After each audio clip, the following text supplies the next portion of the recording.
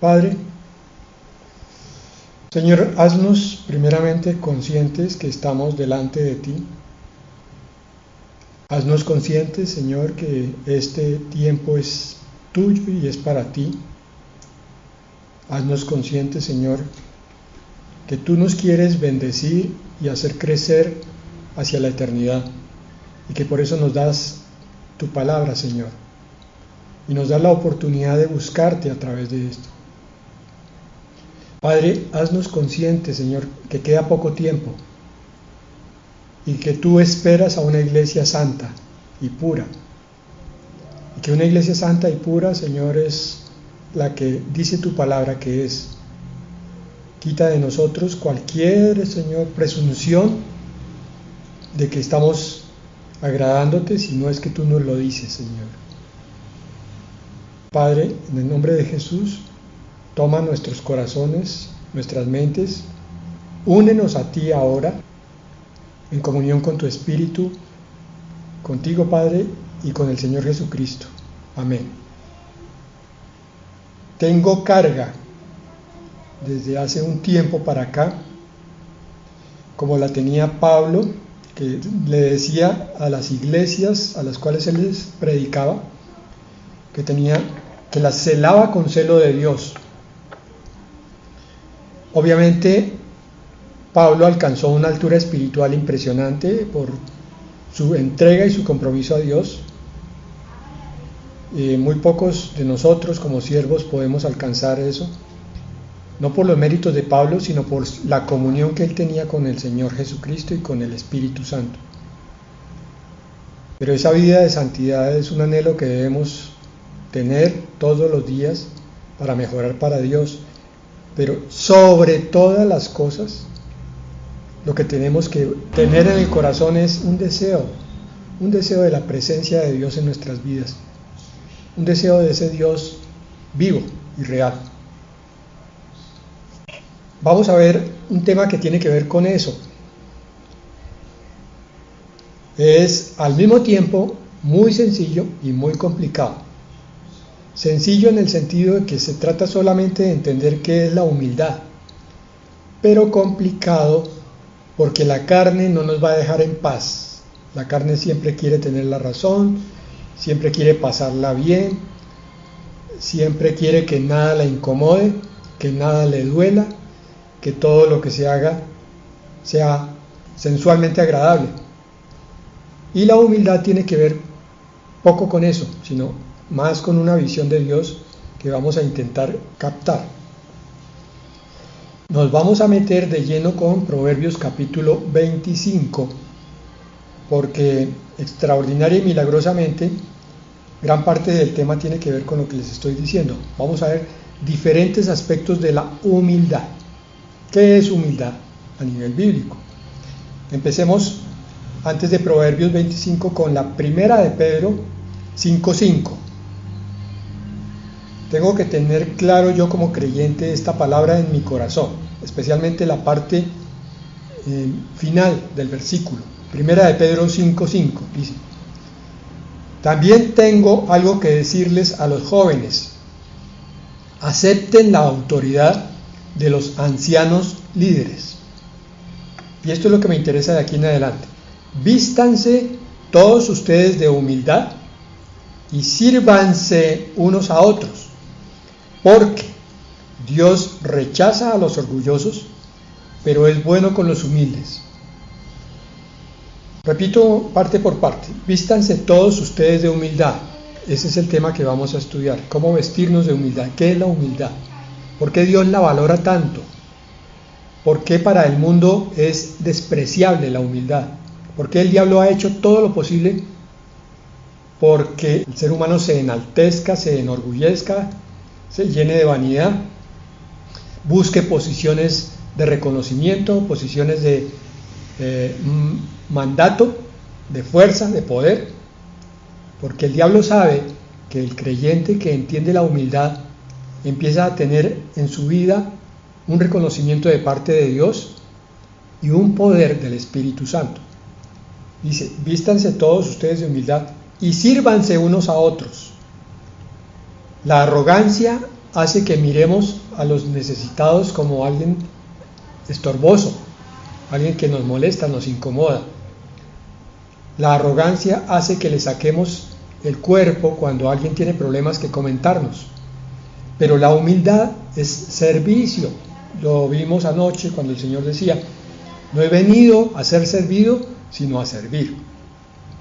Continúa el versículo: porque Dios rechaza a los soberbios o a los orgullosos, pero da gracia o es bueno con los humildes. Dios está mirando a derecha y a izquierda dentro de su iglesia, buscando cuál corazón ha entendido lo que es la humildad, cuál corazón está deseoso de que el Espíritu Santo obre ese milagro de la humildad en la vida cristiana, y entonces a ese corazón dispuesto el Señor empieza a bendecirlo con más y más gracia. Ustedes saben que gracia es todo don inmerecido. Entre menos digno se crea uno, más digno es a los ojos del Señor. Entre más bueno, más juicioso, más dedicado se crea uno, el Señor dice: no has entendido nada, yo te resisto, te rechazo, porque esos elogios que te estás echando a ti mismo son soberbia y son orgullo. Vamos a ver eso en la palabra de Proverbios. Resumen, ya empezando, para que se lo graben: Dios rechaza o resiste a los orgullosos, pero es bueno y da gracia a los humildes. Ese versículo nos pone ante una decisión: decidimos ser humildes u orgullosos. En nuestro caminar cada día vamos a expresar esa decisión. Vamos a ver entonces en qué consiste un poco. Proverbios 25, 6. No te alabes en presencia del rey, ni ocupes un lugar entre gente importante. Bueno, de una vez, entrando en el tema, nos dan un consejo hacia nuestra actitud. Aquí el rey, pues, puede ser una figura de poder, puede ser la autoridad que está sobre ti, pero principalmente es el propio Dios, el propio Señor. Por tanto, no te alabes. No te alabes, porque seguramente tu alabanza va a provenir de una soberbia y de una vanidad que no corresponde a la realidad que Dios conoce de ti. Tampoco ocupes un lugar importante o de los primeros o de los más cercanos al rey entre la gente importante. No busques esos sitios. Está dándonos aquí una figura como la de un invitado que llega a una fiesta o una recepción y que en vez de buscar la silla junto al dueño de casa, trata más bien de quedarse en un rincón escondido, pero no por miedo ni por ningún sentimiento negativo, sino porque reconoce que no es digno de estar en los primeros sitios, porque sabe que tiene muchas cosas dentro de sí que son negativas. El 7 hace el contraste y dice: es mejor que se te invite a subir y no ser humillado en presencia del príncipe. ¿Qué nos quiere decir aquí? Que si tú te has rebajado, digámoslo de esa manera, has entendido que la dignidad no te la da sino uno solo, que es el Salvador, que en ti mismo no hay dignidad posible para agradar al rey, te quedas en un rincón, entonces es probable que el dueño de casa, el rey en este caso, te diga: ven acá, siéntate conmigo, y no al contrario, no ser humillado en presencia del príncipe, no que el príncipe te diga: no, qué pena, no te sientes acá porque ese lugar corresponde a otro más digno que tú. Si ustedes miran bien, van a ver que este enfoque no es el que se tiene en el mundo hoy en día. La gente siempre busca hablar más recio, levantar más duro la mano, hacerse notar, vestirse de la forma más llamativa para atraer la atención de los principales. No es así como vas a atraer la atención de Dios. Él nos decía arriba que Él da gracia a los humildes, pero resiste a los orgullosos. Y el versículo 8 tiene que ver con esto. Dice, lo que veas con tus propios ojos, o sea, tu propio parecer, tu propia opinión, tu propio concepto, no lo pongas enseguida en disputa. Ya explico eso. No sea que al final no sepas qué hacer y tu prójimo acabe por ponerte en vergüenza. Voy a poner un ejemplo práctico. Resulta que entonces tú acabas de estudiar algo muy especial en la Biblia y dices, tremendo lo que acabo de leer, esto es toda una revelación de parte del Señor, pero no te estás dando cuenta que te estás llenando de soberbia porque piensas que es que Dios te dio una revelación únicamente a ti por ser muy especial. Entonces sales de ese aprendizaje y vas a la iglesia y llenas con tu ser inflado y quieres mostrarle a todos que Dios te dio a ti una revelación particular, y entonces empiezas a mostrar con vanidad y con soberbia ese concepto que Dios te dio. Eso no es correcto. Debería llegar, igual que lo que decían los versículos anteriores, al último rincón, y si al Señor le place hacer que el pastor te llame, tú lo aceptas tal y como Dios lo determina, no que tú mismo te exaltes, porque allí es donde podrás ser puesto en vergüenza. Tú decías que traías tremenda revelación y de pronto alguien te hace caer en cuenta que más que revelación fue una presunción, una opinión tuya, y que no estás interpretando correctamente la palabra de Dios. Porque si eso proviene del Espíritu Santo, cada revelación que el Señor te da es en humildad y es para servir a los hermanos, no para que tú seas exaltado. Entonces, estamos ante una situación que hay que aprender a manejar con mucha sabiduría y prudencia dentro del pueblo de Dios, dentro de la iglesia. Porque yo creo que ya ustedes han abierto sus ojitos y han empezado a desarrollar el discernimiento y a mirar hacia atrás y han descubierto cuántos cristianos, cuántos hermanos, cuántos ancianos, cuántos pastores, cuántos profetas han trabajado con soberbia, no con la humildad de Cristo. Soberbia porque son ellos los que se quieren exaltar, no exaltar al Señor Jesucristo como dueño de la iglesia, sino el pastor es el que quiere figurar, el que quiere ser famoso, el que quiere ser citado por todo el mundo. Pero eso también ocurre hasta con el más recién llegado.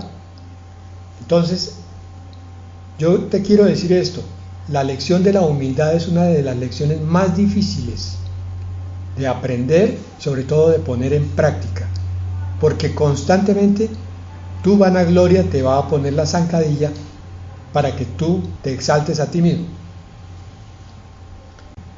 Saltamos a Proverbios 25-28, porque uno de los aspectos de la humildad tiene que ver con el autocontrol. Aprenderse uno a controlar a sí mismo significa entender que uno está lleno de defectos y de tendencias pecaminosas. Proverbios 25-28 dice, ciudad en ruinas sin muralla protectora, eso es el hombre que no frena sus impulsos. Pastor, ¿cuáles impulsos? No salir a beber, pues claro. No salir a robar un banco, obvio. No salir a mirar con lujuria, de acuerdo, hermano. Pero más, va mucho más allá. Tú tienes que refrenar en ti mismo toda tendencia carnal. Pero pastor, yo no sé qué es eso de las tendencias carnales. Hermano, empieza por ahí. Refrena tu pereza para estudiar la palabra de Dios.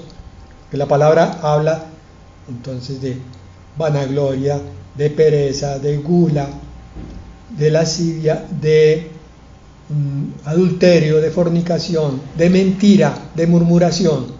Y todas esas cosas tienen que ser puestas con un freno de mano. El autocontrol es una decisión de la voluntad. Por esa decisión es que empieza a controlarse para cada vez actuar con mayor santidad, con mayor virtud, con mayor dependencia de lo que el Espíritu Santo le dice que hay que cambiar. Y abandonar las costumbres antiguas que no están de acuerdo con la palabra de Dios para el varón virtuoso, la mujer virtuosa. Este versículo nos muestra que una ciudad, especialmente en la antigüedad, desmoronada y sin protección de murallas, era lo más fácil de ser invadida y destruida. Eso sigue siendo válido para nosotros. Cuando no hay autocontrol, cuando la persona solamente se guía por sus apetitos. Ay, es que me pareció que eso era bueno. Ay, es que me gustó eso. Ay, es que me sentí en paz. Entonces eso es lo que voy a hacer. Pero no le han preguntado a Dios. Esa es una guianza falsa la mayoría de las veces. La única forma de estar seguro que se está caminando en la voluntad de Dios es cuando el hombre se controla a sí mismo y le pregunta a Dios, o por lo menos le plantea: Señor, yo soy dependiente de ti. Si tú me dices que camine, yo camino. Pero si no me dices eso y me toca quedarme quieto, entonces me quedaré aquí. No me moveré, Señor. Mi control depende de tu voluntad.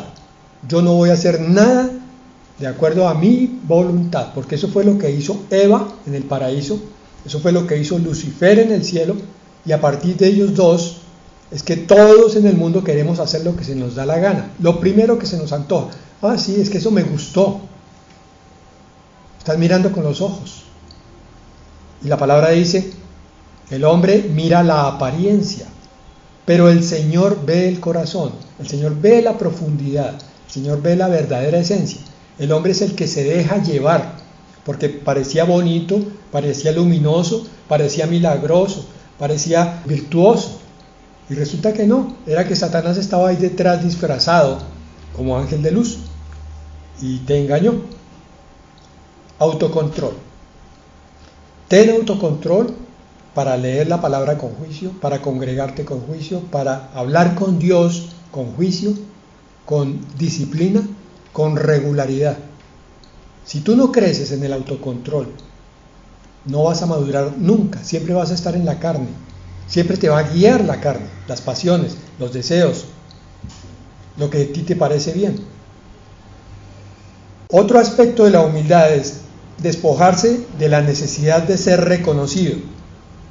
Proverbios 25-27, vamos a ver en desorden algunos de estos proverbios. 25-27.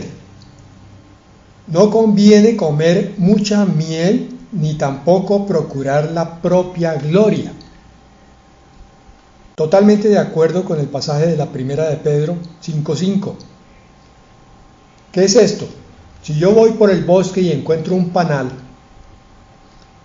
y me encanta la miel, porque me gusta el dulce, voy a descubrir que después de cierta cantidad me empiezo a empalagar. Quedo ya hastiado y saturado. Lo mismo ocurre cuando yo me echo la gloria a mí mismo, cuando permito que los demás me glorifiquen. Porque el propósito del hombre es glorificar a Dios y solo a Dios. Pastor, pero entonces yo no le puedo decir nada bueno a mis hijos. No, un momento, no confundamos. Estamos hablando entre gente madura. Una cosa es estimular a las buenas obras al hijo. Muy bien hecho, hijo. Pero otra cosa es elogiarlo. Ay, hijo, usted siempre hace las cosas bien. No es que tan hermoso, no es que el bebé de mamá o de papá. No, hijito, uy, tremendo. No es que en esta cuadra no hay nadie que se parezca a ti, ni en este pueblo, ni en esta ciudad. ¿Cuántos elogios le hizo ahí? Por lo menos 5 conté yo. Ese muchachito va a crecer envanecido de sí mismo, orgulloso, y por tanto va a ser alguien que oprime a los demás. El Señor Jesucristo, si ustedes lo ven, no nos vive elogiando, ni mucho menos. De vez en cuando dice, buen siervo, tú eres mi hijo, yo te amo, pero no vive constantemente diciéndole, hijito lindo, ven, te estoy esperando, tú eres lo mejor que me ha ocurrido. Esa no es la actitud del Señor. Por tanto, tampoco tú debes procurar la propia gloria. Si alguien no te reconoce los méritos de lo que estás haciendo, de lo que hiciste, sea una obra material o una obra espiritual, no te preocupes, déjalo ahí, que el Señor será el que te dé a ti el reconocimiento a su debido tiempo. Si pasan años sin reconocimiento, no te preocupes, no pasa nada. Lo mismo nos dice Proverbios 25:16.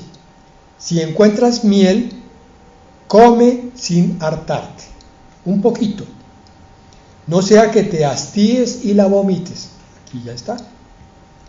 Las cosas de este mundo, las cosas de la carne y las cosas del diablo parecen al principio siempre dulces, pero después son increíblemente amargas y producen vómito. Proverbios 27:2. Oigan, por favor, grábenlo en su corazón y en su mente. Es mejor que te alabe gente extraña y no que te alabes tú mismo. Como dijo, no tienes por qué alabarte tú. Si acaso que te alabe, una cosa es alabar y otra cosa es elogiar. El elogio puede ser la búsqueda de una ganancia secundaria. Entonces yo empiezo a cepillarte, se dice vulgarmente. El elogio busca eso, cepillar para sacar algo del elogiado, del cepillado. Uno tiene que saber administrar el autoelogio. Ay, es que usted es tremendamente inteligente, usted siempre sabe cómo hacer las cosas. Cuidado, cuidado. Y cuando alguien viene y te lo dice, uy hermano, es que usted es increíblemente virtuoso, ¿cómo sabe de Biblia? Uy hermano, es que usted es todo un siervo del Señor. Cuidado, ten cuidado, oye la primera alabanza y para la segunda, no oigas más, porque se va a hipertrofiar tu vanagloria y entonces vas a caer en pecado de soberbia y vas a perder toda la orientación, porque el Señor Jesucristo nunca caminó bajo los elogios de la gente. Proverbios 16:19. Es mejor ser humilde entre los humildes que compartir despojos con los soberbios. Lo sabemos todos. ¿Cómo es de desagradable encontrar una persona arrogante que a veces tira los favores así, con mucha displicencia, y como quien está sentado en un trono, bendiciendo a los pobres alrededor? En cambio, qué rico es estar entre gente humilde que solamente le da la gloria a Dios. Dice, no, es que lo que yo tengo todo se lo debo a Dios. Es que eso que usted está diciendo, hermano, es que esa inteligencia que se supone que tengo, esa inteligencia es de Dios, esa no es mía. Él es el que la usa en mí, Él es el que me hace hablar, Él es el que me lleva de la mano, me hace caminar hacia esa dependencia. Es que el Señor quiere llevarnos. Obviamente, eso no está de moda entre el mundo carnal, entre el mundo incrédulo. Ten cuidado. Entonces, ¿cómo caminas? Porque si tú estás en la carne, vas a estar caminando de acuerdo a la vanidad y de acuerdo a la vanagloria. Segunda de Corintios 10:17. Aquí está la enseñanza concreta de esto que acabamos de ver. Mas el que se gloría, gloríese en el Señor. Yo no tengo nada de qué gloriarme. ¿Por qué? Porque todo es de Dios, para Dios y por Dios. Todo lo que yo tengo le pertenece al Señor. Entonces toda la gloria es de Él. Es como un mayordomo que recibiera una visita y que le dijera el visitante, uy señor, esta finca es hermosísima, lo felicito, es suya. Y qué cosa tan mala que ese mayordomo dijera, sí, gracias, me ha costado mucho trabajo. Él no puede hacer eso, él tiene que decir, es que esta finca no es mía, es del señor tal, yo solamente se la administro, se la cuido. Debemos decir lo mismo. A veces los padres se enorgullecen mucho porque el hijito es muy bonito, entonces todo el mundo le dice, ay, tan lindo el nené. Los padres sacan pecho. No son ellos, el niño nació lindo porque a Dios le plació. Y continúa 2 Corintios 10, 18, porque no es aprobado el que se alaba a sí mismo, sino aquel a quien Dios alaba. ¿Cómo está tu relación con Dios? No digan, bien, porque ahí te estás alabando tú. Tienes que decir, no sé cómo la ve el Señor, espero que bien, pero si no es así, le pido que me ayude a estar bien con Él. Otro aspecto de la humildad, la abnegación. Vamos a hablar de un pasaje que se llama el juicio a las naciones. ¿Qué tiene que ver eso con lo que estamos hablando? Que una vez la iglesia sea arrebatada, va a haber un tribunal de Cristo, pero este pasaje de Mateo 25, 31 hasta el 46 se conoce como el juicio a las naciones, que es la llamada a lista y a descargos que va a hacer el Señor Jesucristo cuando haya venido al terminar la tribulación, ponga su pie en el monte de los olivos y empiece a llamar a todas estas naciones que pueblan la tierra y a demandar las cosas que se ha hecho sobre este planeta. Si alguien destruyó, si alguien robó, si alguien hizo daño a los demás. Veamos qué nos dice. Mateo 25, versículo 31. Cuando el Hijo del Hombre venga en su gloria y todos los santos ángeles con él, se sentará en su trono de gloria y todas las naciones serán reunidas ante él. Entonces él apartará a los unos de los otros, como aparta el pastor a las ovejas de los cabritos. Ya al final de la tribulación va a quedar gente que apoyó la virtud y que se convirtió al Señor, y gente que nunca lo quiso hacer, gente que fue justa y gente que fue injusta. Entonces, unos son ovejas y otros son cabritos. En ese sentido se parece a lo que hoy vivimos. Pondrá las ovejas a su derecha y los cabritos, porque son muy brincones, no se dejan llevar fácilmente, se salen del redil, se salen del corral, toca traerlos repetidas veces porque se suben a los montes donde peligran, se pueden despeñar, pero ellos dicen, no, es que yo soy cabrito y entonces yo brinco harto. Las iglesias están llenas de las dos, de ovejitas dóciles, sometidas, y de cabritos indómitos. Los cabritos a su izquierda, derecha amor, justicia a la izquierda. Y entonces, versículo 34, el rey dirá a los de su derecha, oigan, vengan, benditos de mi Padre, y hereden el reino preparado para ustedes desde la fundación del mundo, o sea, el reino milenial. Porque tuve hambre y ustedes me dieron de comer. Tuve sed y me dieron de beber. Fui forastero y me recibieron. Estuve desnudo y me cubrieron. Estuve enfermo y me visitaron. Estuve en la cárcel y vinieron a visitarme. Ay, pastor, entonces yo voy a poner una fundación para ayudar a los necesitados. Un momento, no se trata solo de las obras, se trata del espíritu con que se hacen las obras. Es el espíritu el que lleva a hacer las obras buenas puestas de antemano. No son cualquier obras, son las obras de Dios. Yo no puedo hacer buenas obras y creer que el Señor me va a aceptar por las buenas obras. Es por el espíritu que vive en mí, el espíritu de Cristo, que yo termino haciendo buenas obras. Porque hay muchas fundaciones filantrópicas que han hecho obras aparentemente de beneficio a las comunidades, pero por dentro están llenas de pecado. Versículo 37. Entonces los justos le preguntarán, Señor, ¿cuándo te vimos con hambre y te dimos de comer, o con sed y te dimos de beber? ¿Y cuándo te vimos forastero y te recibimos, o desnudo y te cubrimos? ¿Cuándo te vimos enfermo o en la cárcel y te visitamos? El rey le responderá, de cierto les digo que todo lo que hicieron por uno de mis hermanos más pequeños, por mí lo hicieron. Hablábamos ayer del servicio que debe morar en el corazón del verdadero creyente y que hay que desarrollar. Aquí está, atender a los necesitados, enfermos, encarcelados, pequeños, todos ellos con necesidades del corazón, del cuerpo y del espíritu.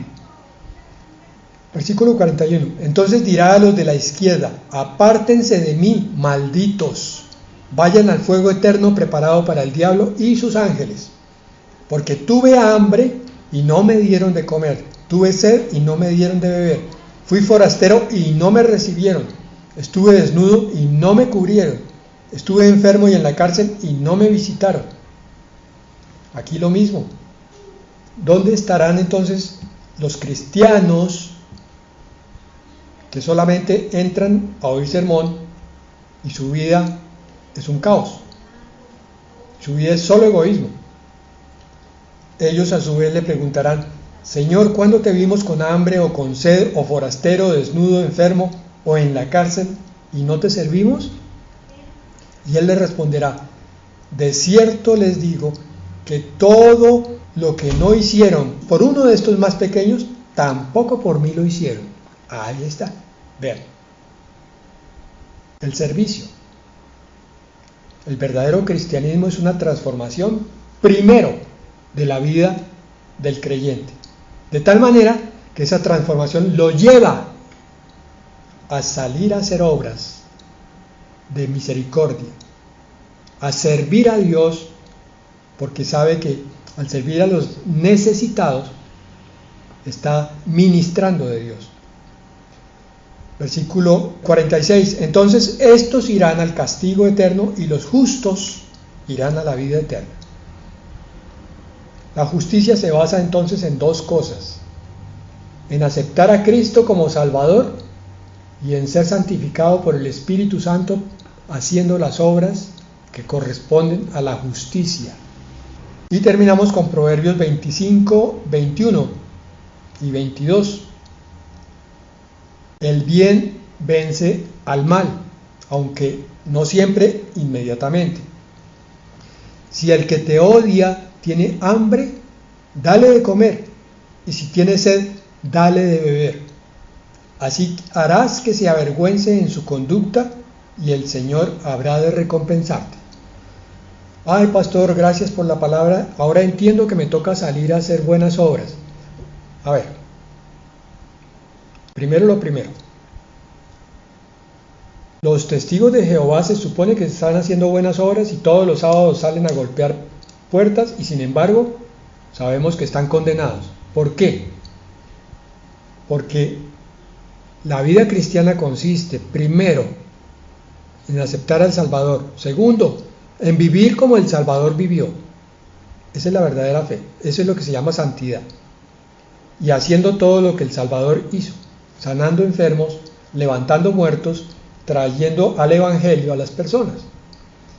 Pero yo no puedo hacer eso, repito, sanando enfermos, trayendo al Evangelio, resucitando muertos. No puedo hacer eso si yo no estoy lleno del Espíritu Santo. Si yo no estoy lleno del Espíritu Santo y trato de levantar muertos y de traer perdidos al Evangelio, voy a hacer lo mismo que hace un testigo de Jehová. Pastor, me tiene confundido. Yo le estoy diciendo esto desde hace muchísimo tiempo, hermano, hermana. Usted tiene que ser lleno del Espíritu Santo. Tiene que tener una relación tan cercana con Cristo a través de la palabra y a través de la comunión todos los días, para que crezca entonces el espíritu de servicio en su corazón. Las obras buenas pueden ser hechas con mal corazón. Eso es como el resumen de lo que estoy diciendo. Lo que Dios busca es que hagamos buenas obras porque hay un buen corazón que fue transformado por el Señor, porque Cristo está morando en ese corazón, porque el creyente se desprendió de toda la teoría y dijo: ya, finalmente entendí, tengo que hablar todos los días con mi Señor para que Él me cuente cómo es que tengo que vivir su vida y que Él me dé la fuerza para yo vivir. Les decía ayer que hay que abandonar la teoría para meternos dentro de la realidad de la práctica de la vida cristiana. Aquí tenemos un punto muy importante hoy, que es el de la humildad. Una de las razones por las que a veces no vivimos en comunión con el Señor, aunque decimos que somos cristianos, es que no somos suficientemente humildes para decirle: Señor, te necesitamos. Señor, renuncio a mi vida para vivir tu vida. Ya estoy cansado de vivir la vida como a mí me parece. Quiero vivirla como tú dices. Padre, Señor, hoy pedimos, porque todos y cada uno de los que oyó esta palabra, Señor, haya tenido el corazón realmente dispuesto para ser cambiado. Todos tenemos que crecer cada día más para ti. Todos tenemos que estar pegados a la vid verdadera para recibir la savia que nos alimenta, que nos da fuerza, que nos transforma, que hace que el fruto se produzca en nosotros. Es unidos a ti que podemos entender cómo son las buenas obras puestas de antemano, las obras que a ti te agradan, Señor, no las obras hipócritas, no las obras por buscar una ganancia secundaria delante de ti, por aparentar. Así que, Señor, glorifícate en cada corazón en el nombre de Jesús, Señor. Llénalo, Señor, con tu presencia.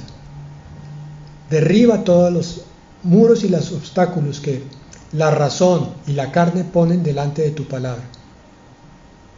Haznos entender, Padre, que solamente contigo es que podemos entrar de la mano a la gloria tuya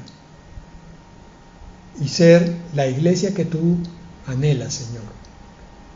Santifícanos, Padre, con el poder de tu Espíritu. Abrimos nuestro corazón para ti, consciente, voluntaria y decididamente. Y límpianos, Padre. Saca de nosotros toda carnalidad y déjanos entender y vivir conforme a tu palabra, en el nombre de Jesús. Amén. Hay cosas que yo repito frecuentemente porque a veces me da la impresión que no están suficientemente entendidas, otras veces sé que ya las entendieron, pero que se necesita refrescar. Pero yo quiero verlos a ustedes levantados para el Señor, totalmente convencidos del Dios que tenemos, del poder transformador que tiene Dios con su palabra, para que entonces sean testimonios vivos, ustedes, cada uno, todos, porque Cristo en ustedes es la esperanza de gloria. Cristo dentro de ustedes es el que los hace vivir la verdadera vida cristiana.